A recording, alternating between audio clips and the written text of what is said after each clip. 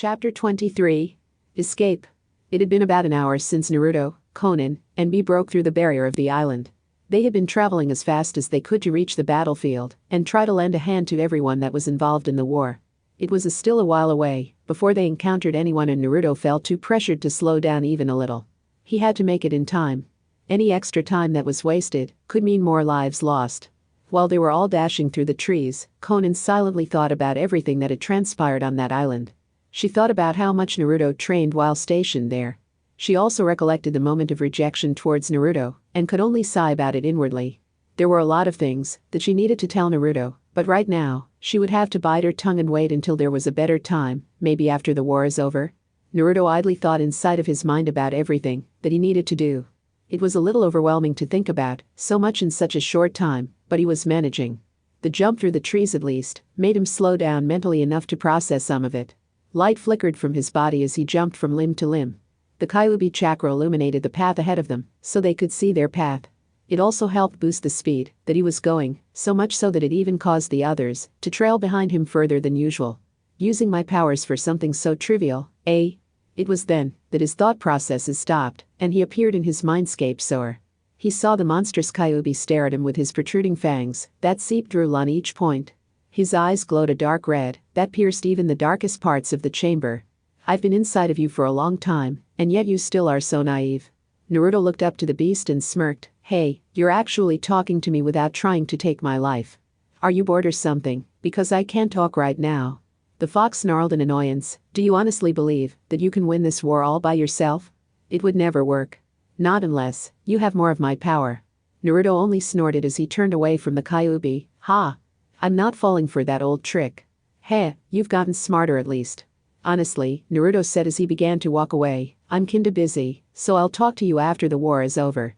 Feeling irritation rise from Naruto's dismissal, the Kyuubi yelled, if your comrades are killed, hatred will arise from their deaths. Do you honestly believe that you can save them all and defeat the enemies before this happens? Do you think you can bear all of that hate on your own? Naruto stopped walking as the fox continued, if you truly think this way, then you'll end up just like Nagato. This war will see to it that you do. Naruto stopped for a moment. The fox watched as the boy turned around and gave him a stare that surprisingly spooked him a little. Then, with a hoarse response, Naruto answered, don't act like I'm that stupid. The fox reeled a little before shouting, you don't understand a thing. Do you really think that you can get rid of this hatred? The war already started, and not only that, but there are already so many lives lost just from it transpiring for so long. Just think about it. The Kyuubi said with a confident smirk, did you ever accomplish your goal of saving Sasuke, or did it only become worse? You should know better than anyone else that Sasuke is a lost cause. You can't save him. I know you know this. Remember that time you fought each other? Naruto lowered his eyes solemnly as he remembered the small spar that Sasuke and he had together when they were kids. He couldn't forget that look on Sasuke's face. The look of a killer. The look of someone looking beyond what was in front of them. Remember now? The Nine Tails growled, did anything change during all of this time you've been trying to save him? Were you able to erase his hatred? I don't think so. In fact, I think it's only grown since then. This is the type of hatred that can't be erased. It's better if you just know that now than worrying about Sasuke's redemption. Naruto stood there quietly as he took in everything that the Kyuubi was telling him. He knew Sasuke better than anyone else, but he also knew that Sasuke bore a deep hatred for the Leaf Village and everything that it stood for. Sasuke even said that he wanted nothing to do with Naruto except to kill him. His thoughts were lost in his head, but he could only sigh as he looked at the ground. You know, you're right. The Kyuubi looked slightly astonished at Naruto's sudden change in character. I believe that Sasuke is too far gone to be saved, Naruto said, as he walked closer to the cage, but that doesn't mean that I can't at least try one last time. He walked inside the cage as the fox eyed him curiously. What kind of friend would I be if I don't at least give him one more chance? And then, if he truly rejects me this last time, I'll kill him. Naruto looked to the ground gravely, almost like his spirit was just sucked away. I don't think I can let my friend suffer anymore. He's been living this terrible life and I don't think he knows what he even wants anymore. Naruto rubbed his face with his sleeve as he looked up at the Kyuubi again, determination evident upon his face. I'll stop the war. That much is certain. But, if I have to bring Sasuke down to end the war once and for all, then, so be it. The Nine Tails looked at Naruto curiously from his sudden declaration. It seems the boy has matured. Although, Naruto said as he started to walk away again, even if I can't stop Sasuke, there's nothing to stop me from trying to get all of that hate inside of you. He smiled as the fox looked at him peculiarly. I know how it feels to be ruined with hatred. I understand. The fox only raged at him as he walked away. I'm the Nine Tails. I am hatred. I can't be changed by a child. Naruto only smiled at him as he looked in his eyes. I'm not a child, but we'll see how it goes. So long. The fox watched as Naruto disappeared from sight. If he can't save his friend, what makes him think he can save me, somewhere else? The night was dark minus a bright moon that lit up the landscape. Two men dressed in dark cloaks walked slowly across the forest with only the sounds of leaves crunching beneath their feet. One man was assisting the other with walking as they kept a steady pace in an unknown direction. What do you know of the Akatsuki? The man with long white hair and a frail body asked the other. I thought I knew more than you did, Nagato, the other man with red Sharingan eyes said to the other. The pale man sighed as he continued hobbling forward. We were both being used, Itachi. They only kept us around for our ocular powers. You know, Itachi said as he looked over to his limping companion, with your six paths power, your Rinnegan, and my Sharingan, we could do anything. Nagato scoffed lightly. You were always wrapped in darkness, even when you were within the Akatsuki. Nagato's mind lingered on the thought of Konan. Even though his death and resurrection were almost instantaneous in his mind, he still didn't know how much time had passed from when he last saw his last teammate. Konan, I hope that you're okay, wherever you are. Naruto POV. Naruto, B, and Konan finally reached the valleys, and had been running for about half an hour through the center of the crevice. It wasn't long before Naruto noticed something that astonished him. What is it, Naruto? B asked simply as they continued dashing. What's going on? Naruto questioned apprehensively. What are all of these fuzzy things? It wasn't long before two people stormed in upon the trio. A crater formed as a man looked up with fierce eyes. Naruto and the gang were startled at the sudden entry, but B knew what was happening all too well. Bro, what are you doing here? The Hokage sneered angrily. Don't play dumb. We're here to stop you.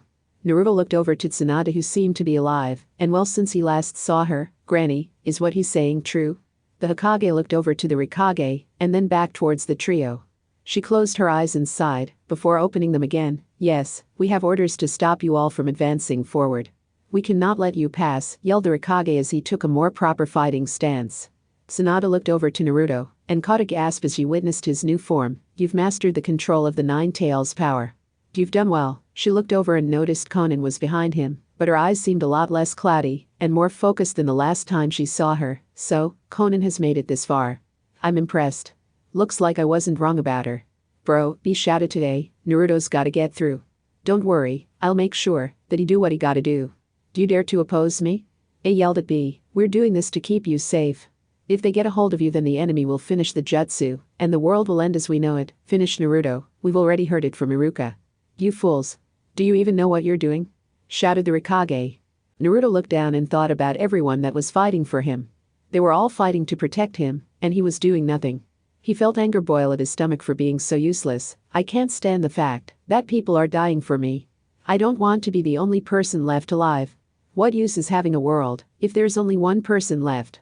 That's a risk that we're willing to take. Ace snarled to Naruto, you will not pass, boy.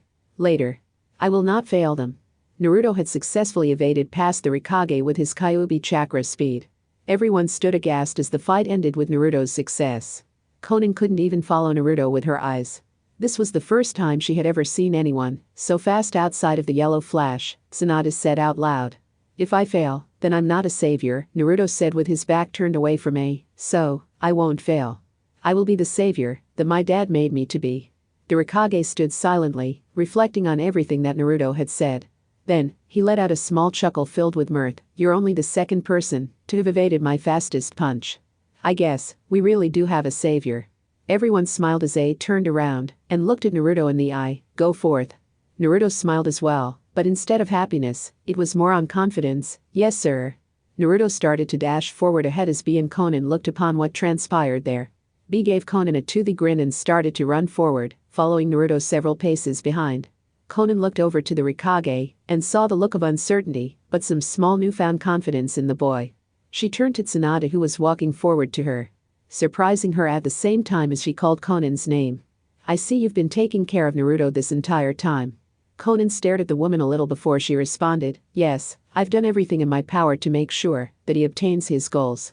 Naruto made such a change in my life that I owe him more than I could ever repay. Sanada smiled as she reached into her robe. At first, I was uncertain about you. Naruto brought you out of the blue into Konoha and caused quite a stir with your appearance. Seeing you today changed my opinion of you entirely. She pulled out a black cloth from her robe as she continued talking. You've stayed with Naruto and you've given him the encouragement that he needed. Losing Sakura must have hurt him severely. Sanada choked a little as she said her deceased student's name. After taking a deep breath and blinking a few times, she continued, therefore, I've come to give you something. Sanada turned the cloth around and Konan saw a brand new forehead protector. It had the kanji for shinobi written on the plate. Konan's eyes widened before she grabbed the new protector from Sanada's hands. I believe you've proven just how much we can trust you. Everyone currently wears these headbands. We are all fighting for the same cause. I believe you're fighting for the same cause too. That's why I'm giving this to you, Konan. You deserve it. Konan looked at the headband with wide eyes as she watched her reflection. Her thoughts went back to the first time she was in Konoha and how much has happened until now. Being saved by Naruto. Living her life in Konoha. Dealing with the mean looks and stares. Living with Naruto and how much they progressed as friends. Making new friends with people of the Leaf Village. Standing side by side with a true savior that she believed in. Everything that she went through to get to this moment. Her eyes watered as she gripped the headband with her hand. She chuckled softly and smiled a genuine smile that surprised Sanada greatly before she broke out into a smile of her own. She took off her leaf headband and replaced it with the shinobi headband, tying it firmly in place with two straps dangling. She felt so invigorated as she wore the headband. Thank you, Sanada-sama. You're welcome. Itachi POV. The sun rose over the mountains and exposed all of the dark patches of land to light. The birds started to chirp, and the horizon was embellished with purple and orange hues. Two men walked along the trail in a direction that they did not know. They had been walking for hours with no signs of stopping. But with the daylight approaching, the men did not know when they were going into battle. We've been walking since the sun rose, Itachi said, concerned just exactly where he's going. It must be time to fight by now. But, with whom? Nagato asked in curiosity. The grass crunched against their feet as they continued to walk into the direction of the sun. Naruto POV. Naruto, B, and Konan had been running since they left the two Kage from earlier. They had also had a run-in with Zetsu clones disguised as regular shinobi, but they were all taken care of by the trio. After that, Naruto and the gang continued to run, and it had been at least an hour since they defeated the Zetsu. Naruto would look behind him and see Konan smiling with a lot more vigor than ever before. He had never seen her smile that long. It was then that he noticed her new headband. Hey, Konan, I see you got a new forehead protector. Konan looked back up to Naruto, who surprised her with his sudden interest in talking to her. She smiled again as she spoke. Yes, Sanada-sama gave it to me before we left that valley. Naruto smiled at Konan, who smiled back at him genuinely.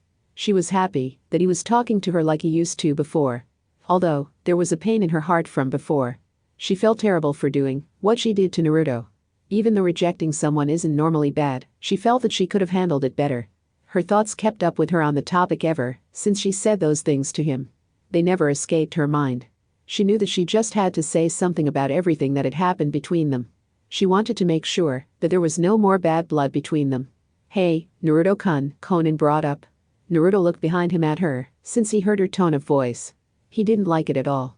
I just wanted to say, I'm sorry for the mean things I said to you before, she said as she turned her head. I was way out of line whenever I brought up Sakura-sen. I shouldn't have done that, and I was wrong. Naruto looked back at her before he looked straight ahead. He glimpsed at her face and noticed that she was looking away from him.